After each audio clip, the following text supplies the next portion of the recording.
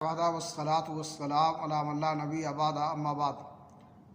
اسلامی بھائیوں، تہجد یا قیام اللیل یا تراویح میں قیام خوب لمبا ہونا چاہیے، جیسا کہ اللہ کے نبی جناب محمد رسول اللہ صلی اللہ علیہ وسلم کا معمول اور دستور تھا۔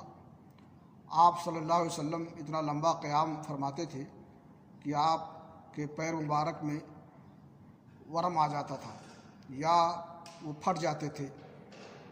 صحیح مسلم شریف کی حدیث ہے، اللہ کے نبی جناب محمد رسول اللہ صلی اللہ علیہ وسلم سے سوال کیا گیا اور پوچھا گیا، ای الصلاۃ افضل؟